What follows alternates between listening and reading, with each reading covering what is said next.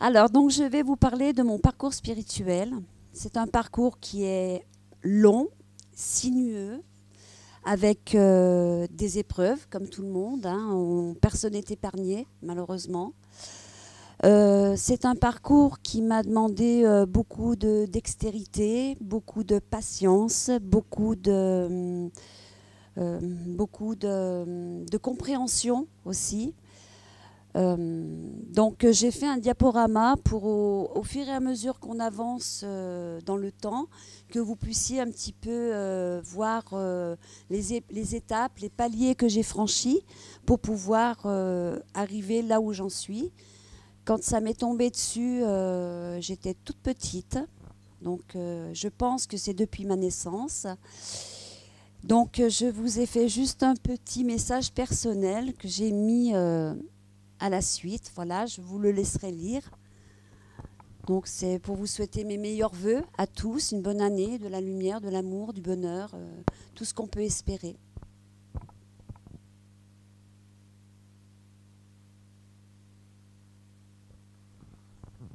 Voilà. Alors, donc on va commencer. Nous sommes donc dans mon parcours. Nous sommes en 1962. Donc à cette époque-là, j'ai 4 ans. Dans ma chambre, il se passe des choses que, au départ, je ne sais pas trop ce qui se passe parce que quand on est petite, on n'est pas forcément très évolué. Et donc, il y a un être qui est dans ma chambre, qui m'apparaît, un être de lumière, et alors au départ, il me regarde, alors il fait que me regarder, et puis au fil des jours qui passent, alors je sens des caresses sur mes avant-bras. Alors je ne vous cache pas que je suis tétanisée par la peur, parce que c'est quand même pas ordinaire, on va dire. Donc toutes les nuits, je cache mes bras sous les draps pour pas qu'on me touche. Après, je vois ses yeux, alors je me cache sous les draps pour pas le voir. Et la nuit, je me lève, je vais voir mes parents et je leur dis, il y a quelqu'un dans la chambre, je peux dormir avec vous. Alors à l'époque, 62, c'était pas comme maintenant. Donc mes parents ne voulaient rien savoir. Je reprenais mes couvertures, je retournais dans ma chambre. Et ça a été comme ça pendant des années.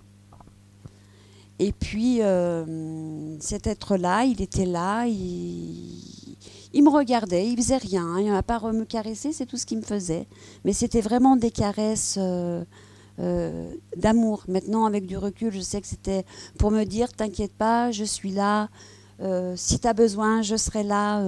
C'était vraiment quelque chose de bon et de merveilleux. Après, nous passons donc en 1967. Donc, je suis scolarisée comme tous les enfants de mon âge. Je vais sur mes 8 ans. J'ai beaucoup d'émotions parce que j'ai donc ma meilleure amie, Arlette, qui, elle est là. Et donc ça, c'est moi qui suis petite. Voilà, j'étais comme ça. Et du coup, Arlette prend mal au ventre et on lui dit, elle me dit, je vais me faire opérer de l'appendice. Et je sais qu'elle va partir et que jamais elle ne reviendra. Et en fin de compte, quand elle est arrivée à la clinique, ils ne l'ont pas opérée tout de suite, ils l'ont laissée. Et dans la nuit, elle a fait une péritonite et elle est décédée. Donc pour moi, ça a été mon premier face-à-face avec la perte d'un être cher. Et ça m'a beaucoup marqué. D'ailleurs, j'ai 53 ans, elle aurait, 57 ans. Elle aurait mon âge à l'heure d'aujourd'hui et je me souviens d'elle comme si c'était hier. Après, donc en 1972, pour moi, c'est une conviction. Après la vie, il y a, et après la mort, il y a la vie. Ce n'est qu'un éternel recommencement. En 1972, donc en 70, ma grand-mère décède. Et donc ça a été quelque chose de très éprouvant pour ma maman. Moi, du haut de mes 12 ans, voilà, c'était ma grand-mère. J'étais plus proche de mon grand-père que de ma grand-mère, parce que ma grand-mère, c'était une femme qui était un petit peu ruste, un petit peu... elle avait beaucoup de caractère et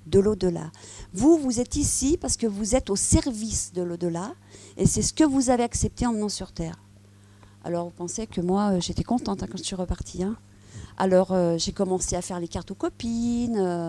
Alors après, ça a pris de l'ampleur. Et puis, moi, les cartes, ça ne me convenait pas parce que j'avais l'impression que les cartes, c'était... je sais pas, je ne me trouvais pas dans les cartes. Alors après, j'ai pris un verre d'eau. Après, j'ai pris une boule de cristal. Après, j'ai pris des oracles. Et puis, un jour, j'ai pris de l'encre et j'ai commencé à faire des taches d'encre. Et je me suis aperçue qu'avec mes taches d'encre, je pouvais vraiment rentrer dans la vie des gens. Et en rentrant dans leur vie, je vois tout. Je peux voir leurs problèmes de santé, le professionnel, je peux voir tous les problèmes qu'ils ont, les conflits, s'ils ont des choses à pardonner, ou peut-être à se pardonner aussi, ce qui est important. Et donc, j'ai dit, je vais garder ce support, comme ça, ce sera bien. Et puis, au fil des années, après, je me suis aperçue que le support, en fin de compte, c'est juste un support et que c'est rien du tout, quoi. J'ai plus besoin de ça, en fin de compte. Mais bon, je le mets parce que les gens, ça les rassure, je me suis aperçue. Ils ont l'impression que parce que soit on a un jeu de cartes, soit on a des taches d'encre, on va être plus performant que sans rien. Donc après, ce qui s'est passé, donc... quand j'ai commencé à faire mon chemin, parce qu'après, bien sûr, la machine, elle s'est mise en route. Hein, et là, j'ai eu besoin de savoir un petit peu, d'approfondir. Parce que le spirituel, c'est vague, hein, le spirituel. Hein.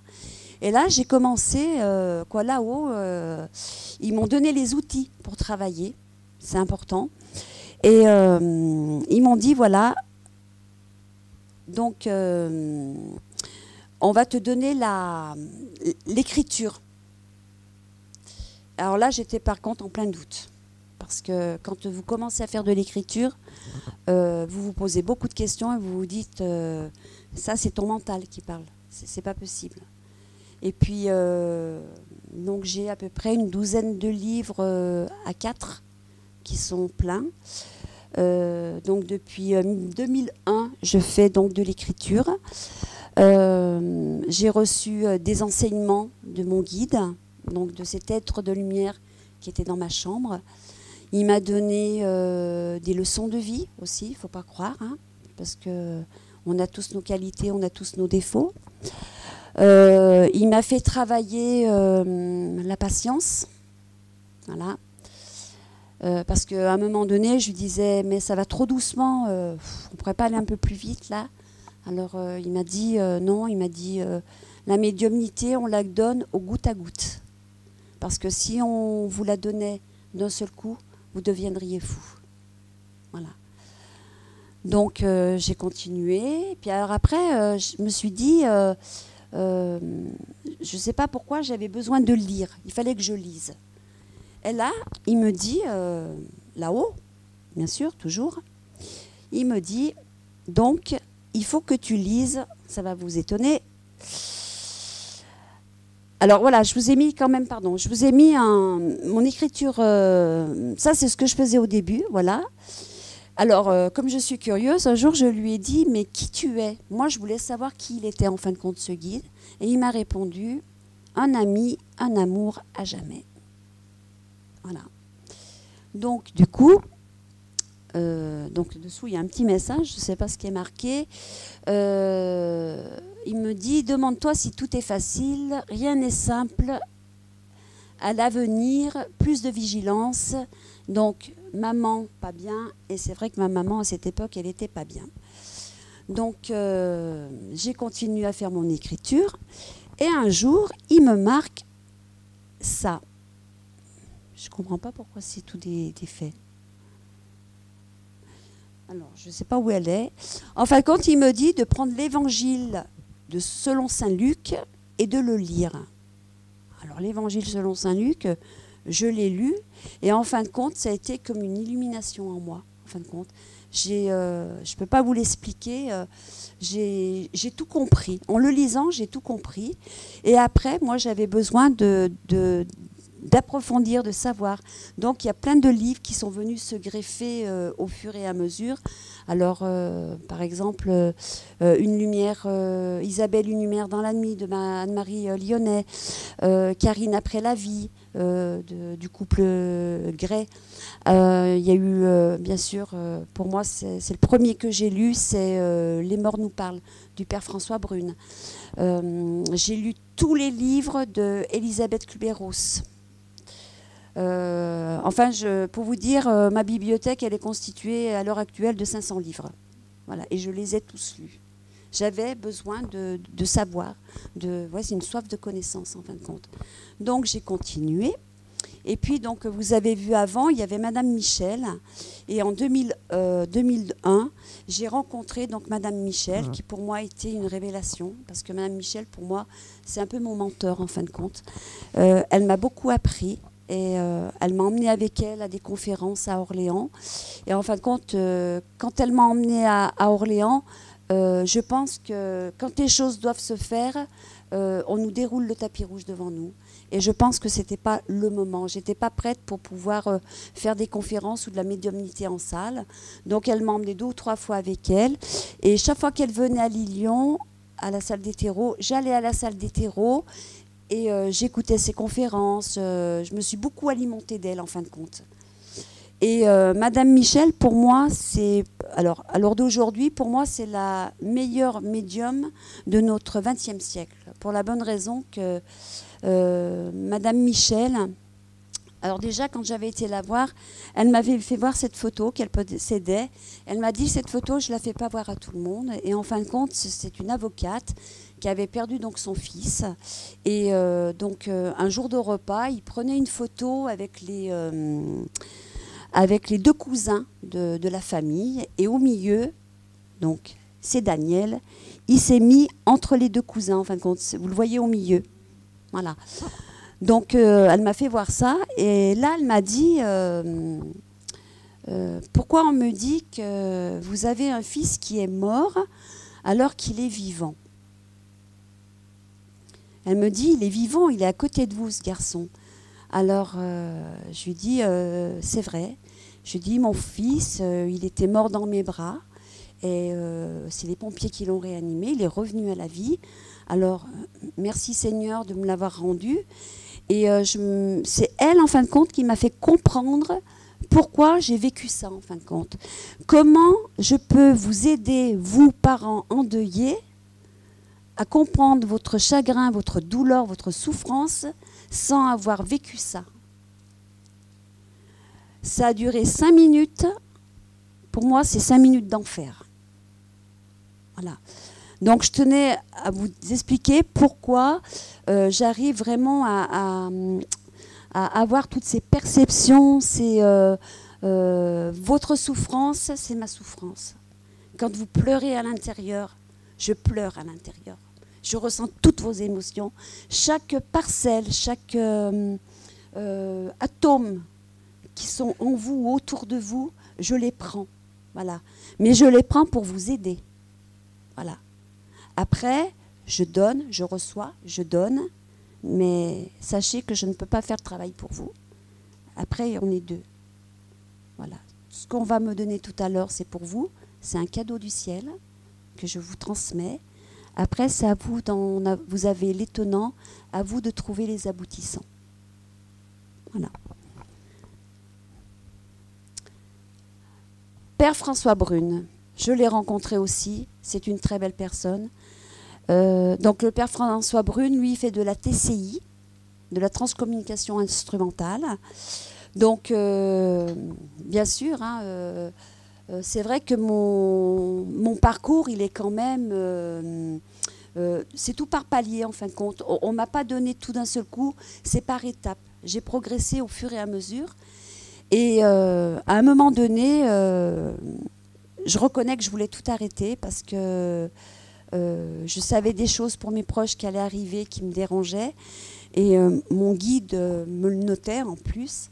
Et un jour, je lui ai dit, écoute, moi, que tu me donnes le bon, je suis tout à fait d'accord, mais alors le mauvais, je ne veux pas le savoir. Et là, il m'a dit, attends, il m'a dit, on veut bien te donner le meilleur, Mais quand on accepte d'être médium, on accepte le bon et le mauvais. Donc après, c'était mon libre arbitre. Soit j'arrêtais, soit je continuais. Alors je lui ai dit, j'arrête. Alors j'étais fière de moi, hein, j'arrête. Donc j'arrête. Voilà. Je suis en retard sur le diaporama. Hein. Il ne s'est pas mis dans le bordereau. Ouais. Alors attendez.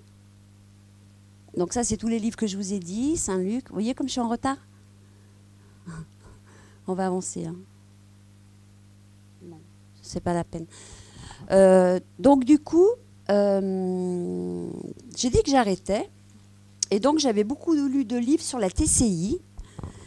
Et un soir, je rentre à la maison, donc sur mon téléphone, c'est marqué 0, 0, 0, 0, 0, 0, 0.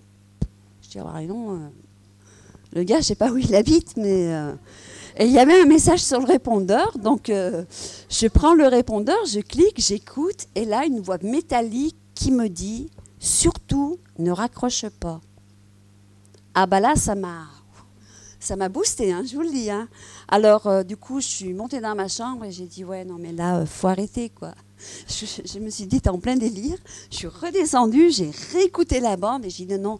Donc après, j'ai pris la bande, j'en ai fait une copie, je l'ai envoyée à Yves Linès et je lui ai dit, écoute, Yves, vous connaissez Yves Linès? Voilà. Donc, je lui ai dit, écoute, Yves, là, j'ai reçu un message. Je pense que ce message, il ne vient pas des terriens. Peux-tu me dire d'où il vient? Donc, il l'a écouté et je lui dis, dis-moi ce qui est dit, parce que c'est important pour moi. Et donc, 3 jours après, j'avais la réponse. Surtout, ne raccroche pas. Et il m'a dit, c'est sûrement ton guide. Voilà. Il me dit, tu voulais arrêter? J'ai dit oui. Bon, du coup, voilà, j'avais signé, il fallait que je continue mon chemin. Donc, j'ai continué. Et puis, moi, je ne sais pas où j'en suis là, du coup. Parce qu'il n'est plus dans l'ordre.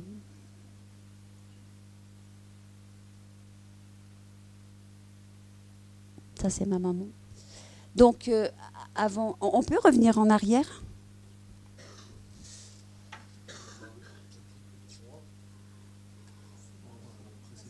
Je vais revenir en arrière. Voilà. Ah, mais pourquoi je l'ai sauté? Regarde, le téléphone, il est là. Vous voulez pas qu'on parle de lui? Bon, donc on va repartir de là. Donc vous voyez le téléphone, donc 00000. En fin de compte, ça m'avait tellement marqué, j'ai dit il faut prendre une photo, faut que je fige l'instant présent parce que ça, c'est pas courant, quoi. Moi, j'avais jamais vu ça. Donc vous voyez que c'est bien vrai. Non, mais tu sais quoi, je crois que ça vient de mon... Il faut que je fasse suivant. C'est la souris, en fin de compte. Ça saute. Alors, je reviens. Donc là.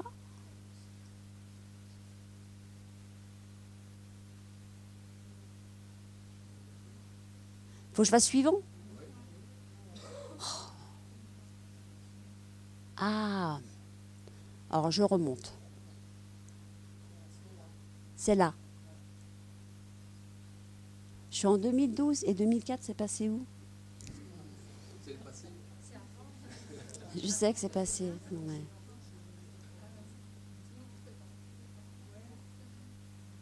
Alors attends, là.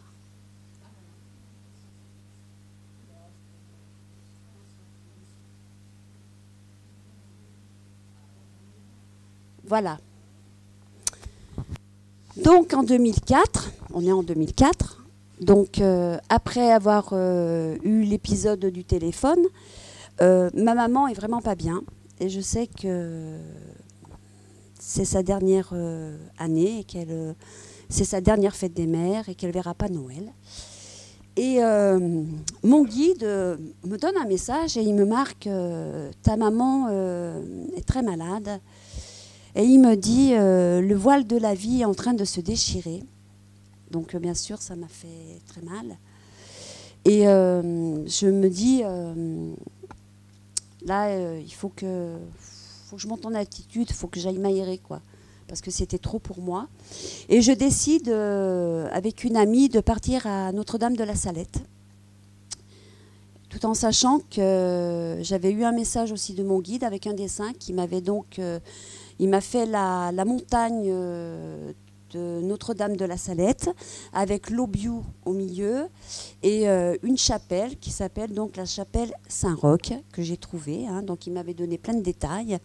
Et donc je suis partie, donc toute contente. J'ai dit à mon ami, allez viens, j'avais emmené ma fille Eva avec moi. Et je lui ai dit, on va aller là-haut, ça va être bien, 1800 mètres d'altitude, on va visiter, on va s'aérer, ça va nous faire du bien. Donc nous partons et là... Donc, ce qu'il faut savoir, c'est que le 19 septembre 1846, à Notre-Dame de la Salette, il est apparu la Vierge Marie. Je ne sais pas si vous connaissez l'histoire.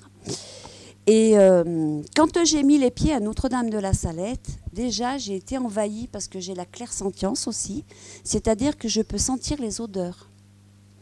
Et quand j'ai mis les pieds au sol, j'ai eu une odeur de chair brûlée. C'était vraiment horrible. Et mon ami la sentait aussi. Alors je lui dis écoute Christelle, je ne comprends pas. Je lui dis, on est à 1800 mètres, comment il peut y avoir cette odeur ici? Et elle me dit, c'est les pots d'échappement. J'ai pas été très persuadée quand même. Hein. Donc du coup, il y avait un bungalow qui donnait de la documentation pour savoir un petit peu l'histoire de Notre-Dame, hein, parce que moi, je suis comme vous, hein, je découvrais. Hein, en fin de compte, on m'a envoyé sur des lieux que je connaissais pas, et donc il fallait que je sache ce qui s'y était passé. Et là, j'apprends que donc il y a donc Mélanie et Firmin qui sont montés dans la montagne, et là ils ont vu la Vierge Marie qui leur est apparue et qui mettait en garde. Voilà, la France, en disant que donc on était à cette époque donc en 1846 et qu'il allait y avoir la famine. Et moi, pour moi, ça a été quelque chose qui m'a fait un électrochoc. Je me suis dit, c'était en 2004, j'ai dit 2004, 1846, et il y en a qui crèvent encore de faim. Et ça m'a bouleversée. Et je ne peux pas vous expliquer, parce que je ne savais pas ce qui se passait en moi, je me suis mis à pleurer. Et dès qu'on me parlait, je pleurais. Alors mon amie, elle me regardait, elle me disait, tu vas bien? Non, ça ne va pas. Et j'ai pleuré toute la journée qu'on a été là-haut, avec cette odeur. Et donc, on décide le soir de redescendre. On redescend. Et en redescend, il y a un cimetière sur la gauche. Alors, je vais faire comme ça je ne suis sûre pas de rater. Voilà. Donc, il y a un cimetière. Je vous laisserai lire la citation de Albert Einstein. Voilà. Et en redescendant, je dis à mon ami, tu sais quoi, je vais m'arrêter au cimetière parce que depuis toute petite, j'ai une passion. C'est d'aller sur les tombes, de rentrer dans les cimetières et d'aller lire les épitaphes. Voilà, j'aime bien. Et dès qu'il y a un ange, hop, je regarde, je lis, j'envoie une prière d'amour à ces petits-enfants. Voilà, ça, voilà. Pour moi, je fais du bien, donc je fais comme ça. Et là, donc, je rentre dans ce cimetière, et donc ça faisait des allées, et je faisais comme ça. Et là, sur une tombe, il y avait un bouquet de fleurs. Et je me dis, tiens, c'est sympa quand même, il y a des gens qui... Parce que depuis 1950, que le crash avait eu lieu, je me dis, il y a des gens qui pensent à ces gens-là. Parce qu'en fin de compte, dans ce cimetière, ils ont appelé ça le cimetière canadien. L'histoire, ce sont des pèlerins. Ils étaient 58 qui revenaient de Rome. Ils étaient partis un mois en pèlerinage. Donc, ils avaient fait Rome, Lourdes, Fatima. Ils avaient fait donc un trajet. Et donc, en revenant pour aller sur Paris, parce qu'ils étaient tous canadiens, l'avion s'est scratché contre le mont Aubiou et ils sont tous morts. Et l'odeur que j'ai sentie là-haut, c'était certains, pas tous, certains. Et donc, ce monsieur Fressard, qui était sur la tombe, je dis à mon ami, je dis, tu sais quoi, je vais aller faire un petit tour dans la chapelle parce que je vais aller me recueillir pour prier pour ces gens-là. Donc je rentre, et puis il y avait un livre, un cahier, Et sur le cahier, donc c'était la petite fille de ce monsieur Fressard qui laissait un message à son grand-père en lui disant qu'elle pensait toujours à elle. Et ça m'a mis du baume au cœur.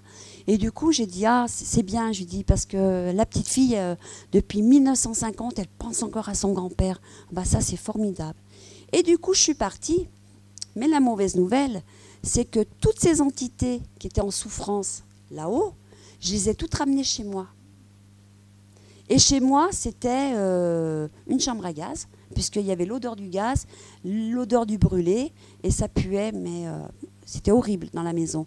Et heureusement, mon mari était parti à un mariage en Espagne, donc du coup, j'étais toute seule avec mes enfants. Et ma fille, qui a 31 ans maintenant, elle me disait, mais maman, arrête tes conneries, quoi. Te rends compte l'odeur qu'il y a dans la maison, heureusement que papa n'est pas là. Je lui dis, mais moi, j'y suis pour rien. Je lui dis, ils m'ont suivi. Et donc, du coup, ce monsieur Fressard, il fallait l'aider, quoi. Il fallait l'aider. Je ne pouvais pas le laisser comme ça, en fin de compte. Et un soir, donc, j'ai mon bras. Alors, il faut savoir que quand je fais de l'écriture, j'ai mon bras qui commence à s'engourdir et je sais qu'il faut que je prenne un message. Donc, ce soir-là, j'ai mon bras qui commence à... Voilà. Donc, je prends mon papier, mon crayon. Et là, monsieur Fressard, il me dit...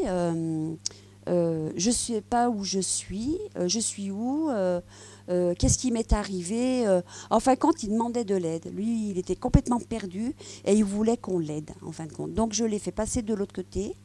Et c'est vrai que du jour au lendemain, plus d'odeur, plus rien dans la maison. Et donc, du coup, il a fallu que je cogite là-dessus pour savoir pourquoi mon guide m'avait envoyé là-haut, qu'est-ce que j'avais à faire sur cette montagne. Donc, en fin de compte, il m'a tout simplement fait ressentir la souffrance des âmes. Et il faut savoir que pendant 8 jours, j'ai fait que pleurer. Et chaque fois qu'on me disait, parce que moi j'ai été contente, j'avais dit à mes collègues de travail, vous savez quoi, je vais aller à Notre-Dame de la Salette, c'est trop bien. Et après ils me disaient, alors c'était comment? Je pleurais. Je ne peux pas vous parler, je disais, je ne peux pas vous dire. Et du coup, ça m'a quand même beaucoup, beaucoup marqué. Voilà. Donc je peux vous dire que les âmes en souffrance... y en a beaucoup et elles ont besoin d'aide en fin de compte. Voilà. Donc nous, médiums, on est là aussi pour les aider. Après, vous pensez que ça va marcher? Voilà. On arrive dans la rue des larmes. Et ouais. On perd tous des êtres chers. Voilà. Et donc moi, ma grande déchirure, c'est ma maman. C'est comme ça. Mais bon, je sais qu'elle est bien là où elle est. Voilà. Et du coup, quand j'ai perdu ma maman, ça m'a quand même coupé en deux, hein, on peut dire. Je suis émue, excusez-moi. Du coup, je me suis dit, allez, hop, tu as de la force, tu as du caractère, tu ne vas pas te laisser abattre, tu sais qu'elle est là, tu sais qu'après la vie, il y a autre chose. Et j'ai dit, allez, tu vas aller faire un petit pèlerinage, tu vas aller à Notre-Dame de Lourdes. Et à cette époque, je m'excuse, j'ai ma belle-sœur qui était très malade. Et je m'étais mis dans la tête que d'emmener ma belle-sœur à Lourdes, j'allais la guérir. Donc nous voilà partis à Lourdes, on part à 5. Et je dis à Isabelle, je lui dis, t'inquiète pas, moi je crois, j'ai la foi, tu verras, il va se passer quelque chose, c'est obligé. Donc on part, et c'est là que j'ai compris que on peut pas décider pour les autres en fin de compte. Parce qu'une fois qu'on a été à Lourdes, ma belle-sœur, je la revois, elle était devant la grotte, et elle me fait, je lui dis oui. Elle me dit, t'as vu tous ces gens? Je dis oui. Elle me dit, t'as vu ce qu'ils font? Je dis oui. Donc en fin de compte, les gens mettaient les mains sur la roche, et de l'eau, ils se frottaient le visage. Et ma belle-sœur, elle me dit, moi je ne sais plus où j'en suis. Hein. Elle me dit, t'as vu, ils ont la foi, eux. Hein. Je dis oui. Je lui dis, et toi? Elle me dit, moi je ne sais plus. Elle me dit, s'il y avait un Dieu, ben, il ne m'aurait pas mis un cancer. Ben, je lui dis, peut-être. Et après, elle s'est fermée comme une huître, elle n'a plus jamais voulu en parler. Donc du coup, on a fait notre pèlerinage. Hein, j'espère que ça lui a apporté un peu de réconfort. Et du coup, elle est décédée donc, le 8 septembre 2006. Et donc, avant qu'elle décède, j'avais été à une conférence à Aix-en-Provence. C'est là que j'avais rencontré Mireille Drapeau d'ailleurs. Et à Mireille, je lui dis, c'est Mireille, je pense que aujourd'hui je ne suis pas à ma place. Excuse-moi, mais j'écouterai pas ta conférence, il faut que je parte. J'ai vu qu'il y avait une chapelle donc à Cavaillon, sur les hauteurs, et je vais aller là-haut. Et je me suis dit, je vais aller demander à Sainte-Thérèse. Elle, Sainte-Thérèse, elle sait ce que c'est que de souffrir des poumons, elle va la guérir. Hein, non ? Donc me voilà partie. Donc il faut savoir que pour monter là-haut, c'est une route très étroite. Moi j'ai peur du vide, donc je suis montée. Hein. Donc quand on croisait une voiture, en fin de compte il y a des horaires, on ne doit pas monter. Quand on monte, il faut monter à certains horaires en fin de compte. Et quand on descend, on descend à certains horaires. Et j'ai croisé une voiture, donc j'ai eu très très peur, mais bon, ça a passé. Et une fois arrivée là-haut, donc c'est là-haut, la chapelle, je suis rentrée dans l'église, donc ça c'est Notre-Dame de Beauregard. Et là j'ai dit, de toute façon, je sais que dans l'église, il y aura Sainte-Thérèse et mon curé d'Ars et le Christ. Et je vais droit vers le Christ et je lui dis, toi, j'ai un truc à te demander, tu vas guérir ma belle-sœur. Voilà, parce que moi, elle a 3 enfants, je veux qu'elle guérisse. Alors je prends mes allumettes, j'allume la bougie. La bougie, elle s'éteint. C'est pas bon signe. Je rallume une deuxième fois, la bougie, elle s'éteint. Et puis, je ne sais pas pourquoi, je me suis dit, je me fais comme ça, je regarde. Et là, je vois Sainte-Thérèse qui était en hauteur. Et je dis, c'est Sainte-Thérèse, je vais aller voir Sainte-Thérèse. Donc, je vais voir Sainte-Thérèse. Et je lui dis pareil, je lui dis, Sainte-Thérèse, je lui dis, vous êtes morte d'une tuberculose. Vous savez ce que c'est que de souffrir des poumons. Donc, vous allez guérir ma belle-sœur. Donc, je lui fais une demande mentale. J'allume la bougie et la bougie s'allume. Seulement, ce que je ne l'avais pas prévu. Donc, j'étais en prière, tout ça, et à un moment, je lève les yeux et j'ai fondu en larmes parce que ma Sainte-Thérèse, la statue de pierre, le visage s'est transformé et elle pleurait des larmes de sang. Et là, j'ai dit, j'ai compris le message, quoi. C'était pas possible. Alors, j'ai dit, alors je pleurais, hein. Puis mon amie Hélène, elle me regardait, elle me dit, pourquoi tu pleures? Je dis, je ne peux pas t'expliquer, c'est trop compliqué. Et j'ai dit, je vais formuler autrement. Et j'ai dit à Sainte-Thérèse, je dis, voilà Sainte-Thérèse, si vous ne pouvez pas la guérir, donnez-lui la force et le courage d'affronter. Et là, elle a souri. Et du coup, je me suis dit, ma Isabelle, c'est fini, quoi. Elle ne s'en sortira pas. Donc je suis repartie... avec un poids sur le cœur quand même, parce que je savais qu'elle ne s'en sortirait pas. Et en effet, ça c'était au mois de mai, elle est décédée au mois de septembre. On fait comme ça? Voilà. Donc un jour, je sais que je la reverrai, elle m'attend. On revient là. Puis, en 2012, je vais à Radio Scoop. Donc, j'ai perdu Radio Scoop, c'est pas grave. Donc, c'est une chaîne, je ne sais pas si vous connaissez Radio Scoop. Donc, c'est une radio FM qu'on a sur Lyon. Et ils me contactent en me demandant si j'accepterais une fois par semaine, donc tous les mercredis soirs, de venir à leur radio pour transmettre des messages aux gens par téléphone. Alors, je dis, écoutez, pourquoi pas, on peut essayer. Donc, ça s'appelle, l'émission s'appelait Paranormal. Voilà. Et donc, ils étaient 3. Et donc, le principe, les gens téléphonaient. J'avais juste le prénom de la personne. Et je demandais à mon guide qui me leur délivrait un message. Et après, donc, en direct. Et je transmettais directement le message. On a fait ça pendant 1 an. Et la direction de Radio Scoop a décidé d'arrêter l'émission parce que il y a eu, par rapport à une autre médium qui venait régulièrement à la radio, ça a fait un petit peu des petites histoires. Donc, du coup, ils ont tout arrêté. Et les gens me disent que c'est bien dommage. Moi, j'avais beaucoup de plaisir à le faire. Et j'apportais beaucoup de joie à certaines personnes. Mais bon, ils ont décidé. Donc, en 2012, vous avez vu qu'il y a l'association ARSAP qui m'a demandé si je souhaitais venir intervenir, comme je fais aujourd'hui, dans leur association. Donc, j'ai accepté tout de suite. Et donc, c'est où se produisait Madame Michel.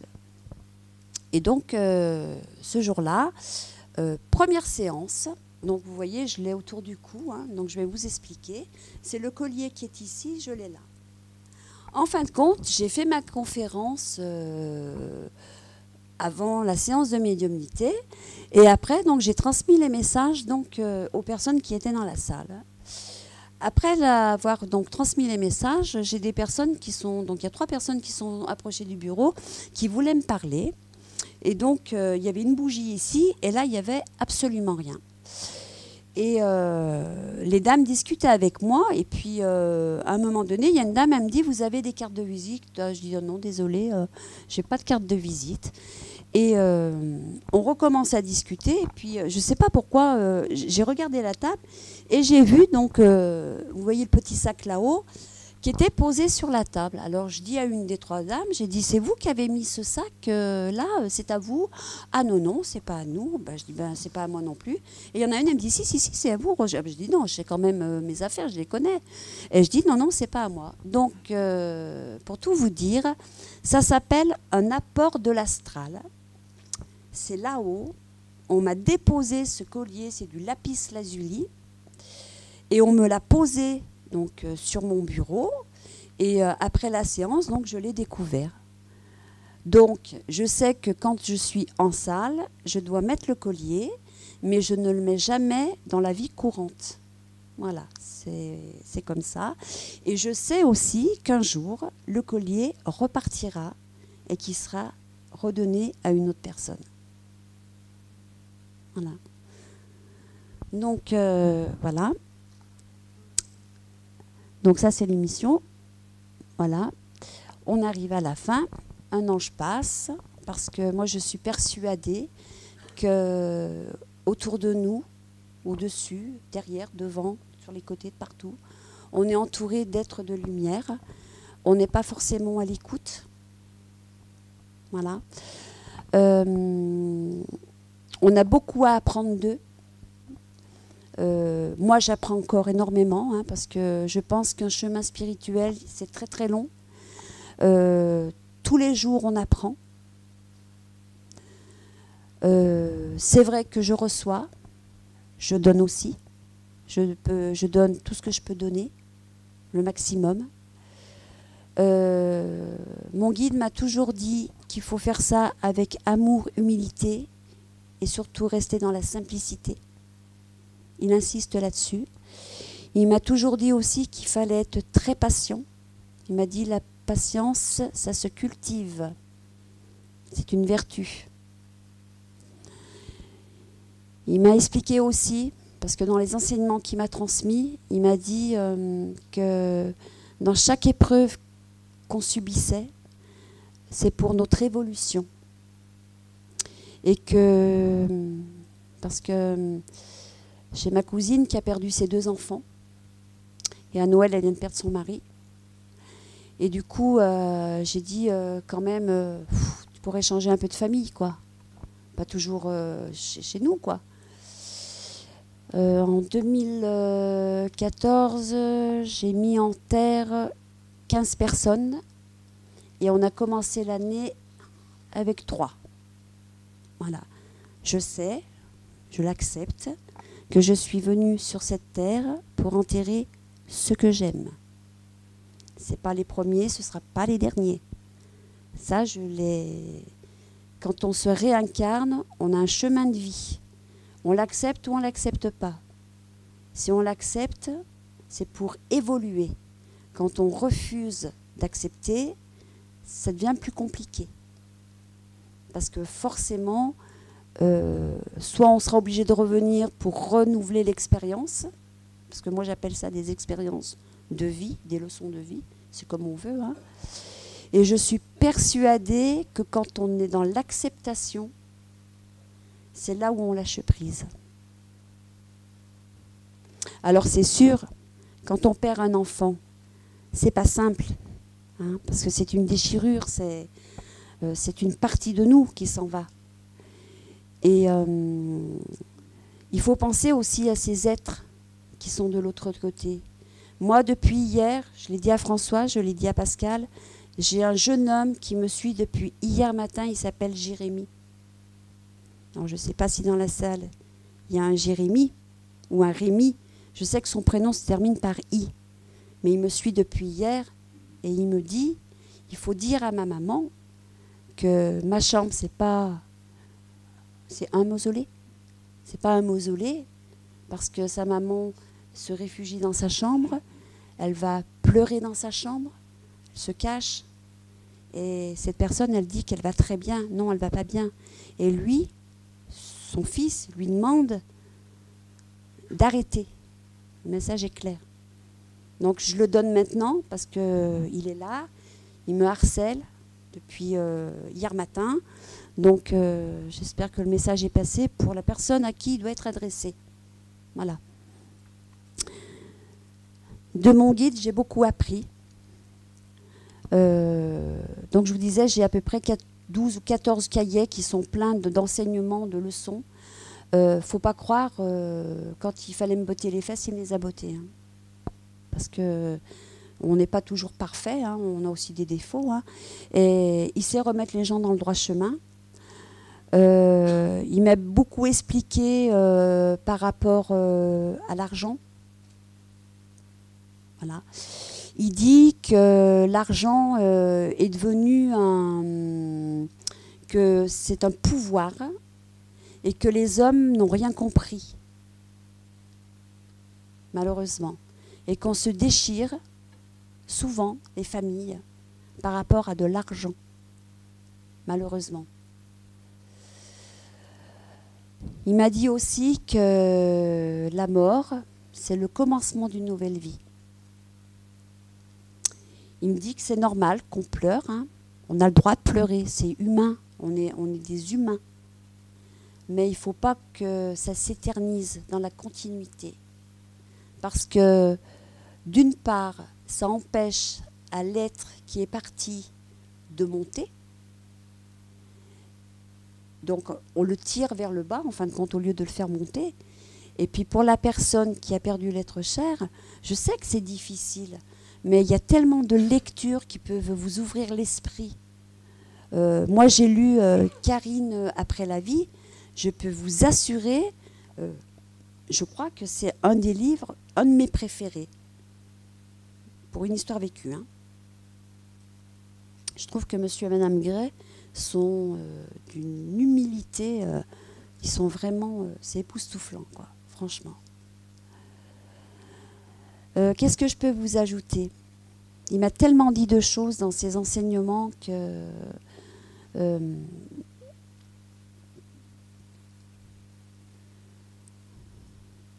il m'a beaucoup parlé de la mort. Voilà. Un jour, je lui ai demandé pourquoi prendre des enfants à des parents. Il m'a tout simplement répondu, c'est ce qu'ils ont choisi en venant sur Terre. C'est une épreuve qui se sont fixées pour la surmonter, pour pouvoir avancer. J'ai dit, ouais, là, c'est quand même dur, quoi. Il m'a parlé de ce qui se passe de l'autre côté. Beaucoup de gens pensent qu'une fois qu'on est mort, les 3/4 de la Terre, je dirais, qu'il y a la fin, qu'il n'y a plus rien. Eh bien, sachez que nos défunts, ils continuent là-haut. Ils évoluent et ils travaillent. Alors, pas forcément de la façon dont nous, on travaille, hein, parce que là-haut, c'est tellement un monde d'amour qu'il y a des moments, on préférerait être de l'autre côté que d'être ici. Parce que moi, je dis que la Terre, c'est l'enfer, et là-haut, c'est le paradis pour moi. Et donc, ils travaillent. Alors, ils ont des missions. Ce sont des missionnés, nos défunts. Et alors, moi, je sais que ma maman, sur Terre, elle s'est occupée de beaucoup d'enfants, puisqu'elle a élevé 11 enfants de la DAS, en plus de ses 9 enfants. Et je sais que là-haut, elle continue à accueillir les enfants, en fin de compte. Voilà, ça, c'était sa mission terrestre. Et elle la continue dans l'au-delà. Je sais qu'il y a beaucoup de jeunes qui partent, qui sont là pour accueillir les enfants aussi. Beaucoup de jeunes. Voilà.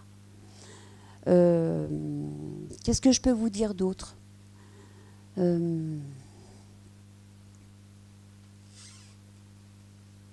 Je crois que j'ai fait le tour de ce que j'avais à vous dire. Voilà. Moi, je sais que mon chemin, il n'est pas fini, hein, parce que j'apprends encore et encore. Hein. En ce moment, je suis sur les énergies.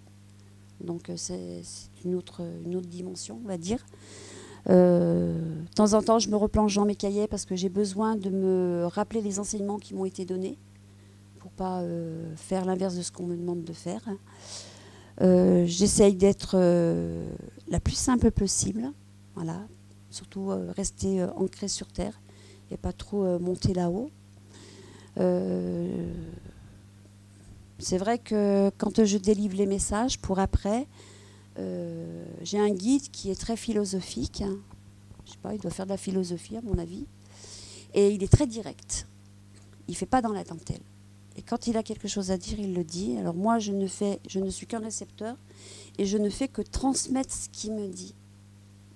Alors des fois, ça peut être un petit peu... mais je me suis aperçue que, n'empêche, quand on dit les choses, eh ben, ça fait bouger les gens.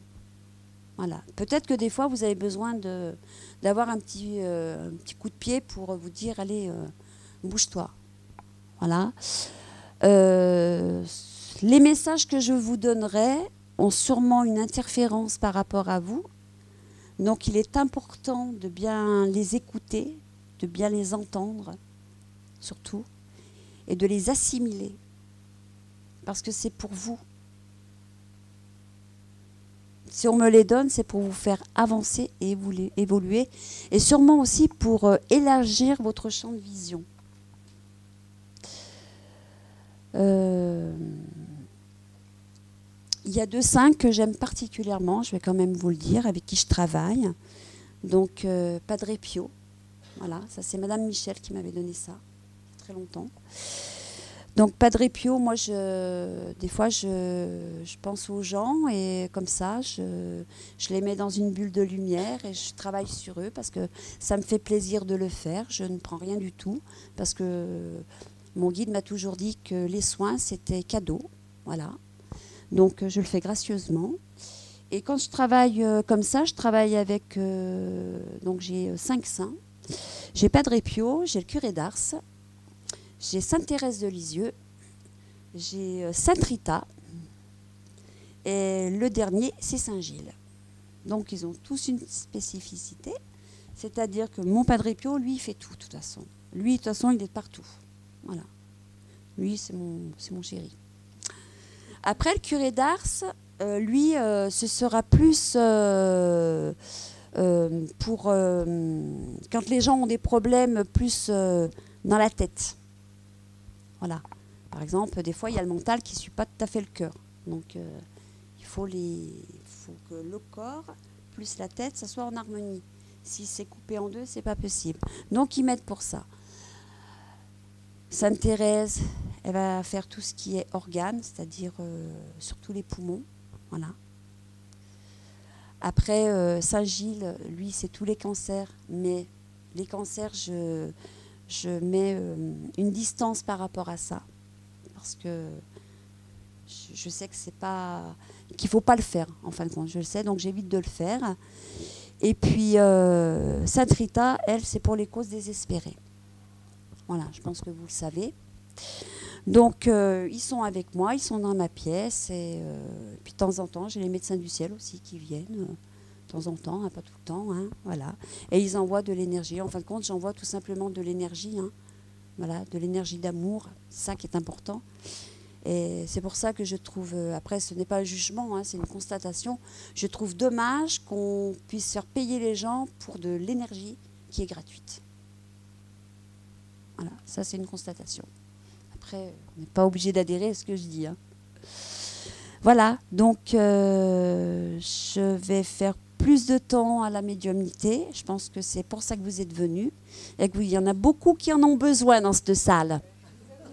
Ouais. Il y en a qui ont vraiment une charge sur les épaules. Hein. Ça pèse. Hein. Ouais. Et j'ai des corps lourds. Hein. Très lourds. Des corps lourds, oui.